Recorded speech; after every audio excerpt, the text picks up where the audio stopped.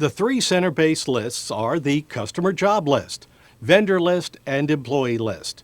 These three lists, combined with a menu-based list called Other Names, make up the four names lists.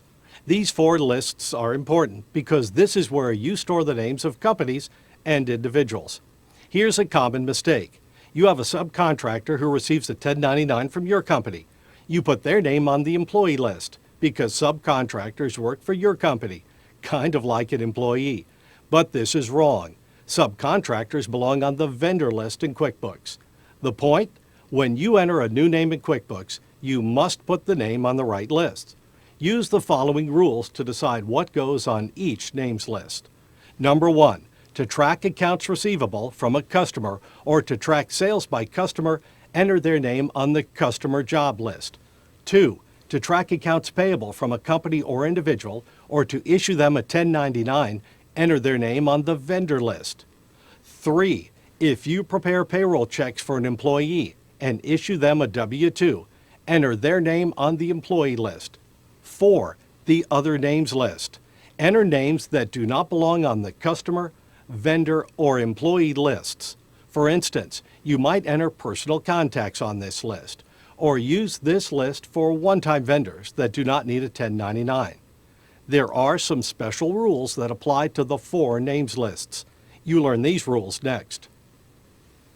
There are four names lists. The first three names lists are center-based. Use these icons to open these lists: customers, vendors, and employees.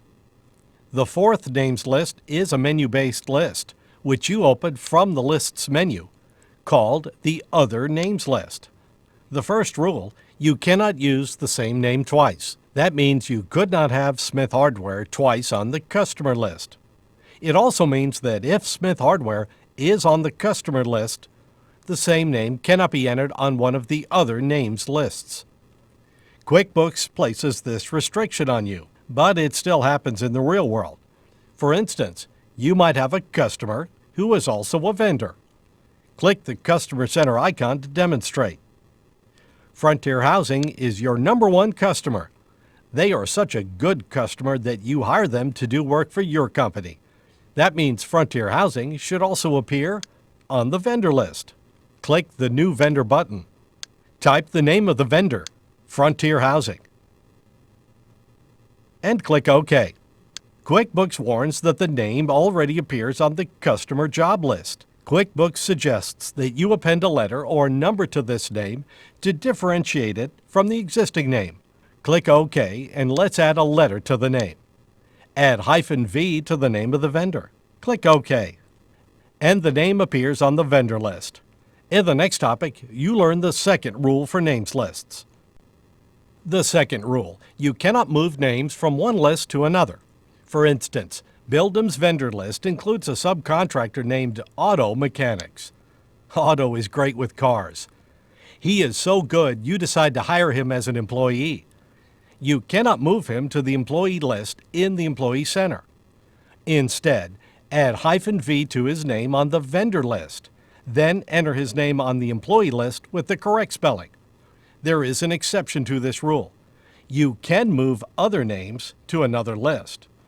Select Lists, Other Names list to open the list. Let's move Athena Adaska to the vendor list. Double-click on her name. QuickBooks displays the Edit Name window. Click the Change Type button.